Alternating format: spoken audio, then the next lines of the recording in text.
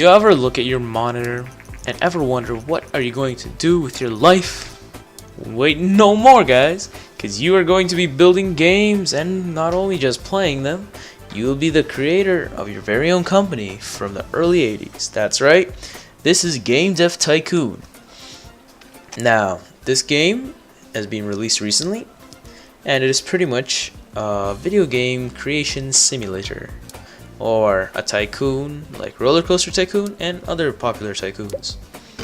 You start in the early 80s while creating your first company name, your name, and starting with around $75,000 budget. As you'll see right now, you are in your garage and you only have a few options to choose from, as topics, your goals as well, as in if you want to make your game a 3-dimensional, 2-dimensional, or text-based game. You also get to choose what kind of console or system you would like to build. Currently, there was only available the Commodore 64 and PC. But since these were 80s times, the Commodores were popular. So you gotta look for different popularity traits and other stuff and different current trends that were going on. Now, when constructing your game, you do not just sit there and build it normally and just, randomly click build and done. No, after you selected your topics, you get to choose how much you want to research and spend more time on dialogue, graphics, or gameplay, and there are some other options as well. Now, as soon as you got that stuff done, you have a few phases, 3 phases, which are different. So one phase would be early development, so like, oh, what am I going to build about this game, how fun it is going to be, or am I going to make the engine more powerful, and so on. After that, you start to build just simply a game, and you will have little research bubbles popping out of your head. Those ones will pretty much say how well your game is, will the critics score, based on how much gameplay you added or how much research you used.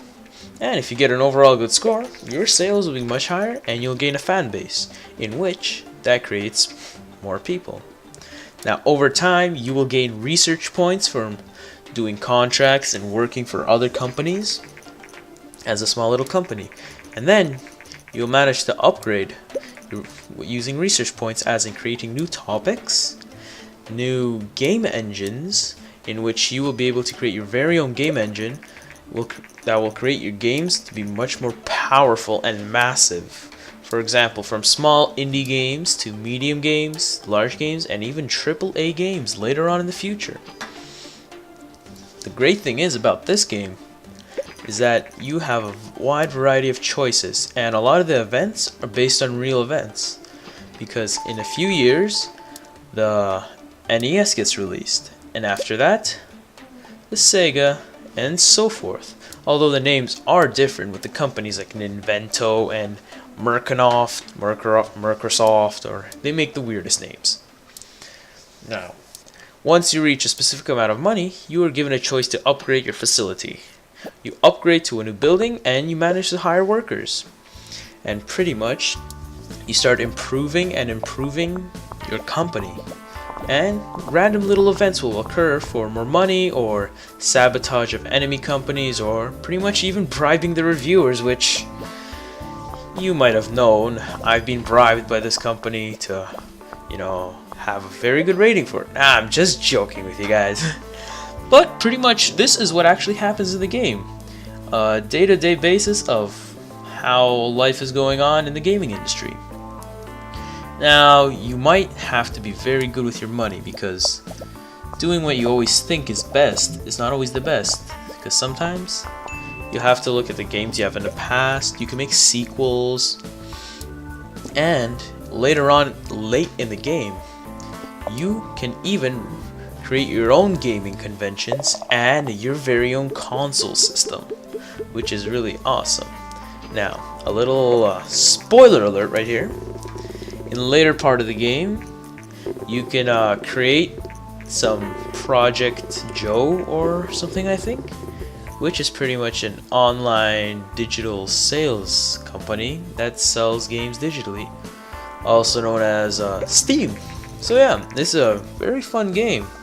has a lot to do with real life is trying to make it as realistic as possible. Now, graphically wise, it's pretty appealing. It's not a fancy three-dimensional, extremely high detail, but for a tycoon, it is a nice, simplistic graphical game. There are a few glitches and bugs here and there, but they're barely noticeable, and to fix them, usually you just have to do a quick little restart of your game. Now, the sound quality of this game is pretty good, like you would expect of any game. Sound quality won't be like pretty much bad, but the music tends to get repetitive. There's only about like 4 or 5 or maximum around like maybe maximum around 8 songs in this whole entire game. So after playing a few hours, you kind of get bored until you manage to own a brand new office building, which in that case is not that easy of a job. Although the gameplay is pretty fun and nostalgic, it does get repetitive and boring after, around 10 hours or put into there, which is actually a pretty good amount of time. Now, all in all, I would rate this game 7 out of 10. Why?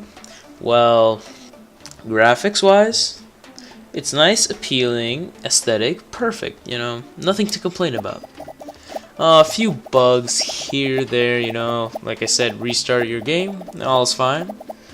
Audio, though, is its downfall. It gets really, really repetitive and annoying, which makes me want to sometimes turn some heavy metal song just to get the normal game music out of my mind. Although they could have spent a little time and added more customization and implementation to your game, it's a pretty good startup for a lone indie company making their very first game, which pretty much they're making a game based on what they're doing. Now, this was the Angry Nord's review, and surprisingly, not angry. Well, guys, that's pretty much the review of Game Dev Tycoon. Rate, subscribe, like, comment, and hope you all have a nice, filled, nostalgic day.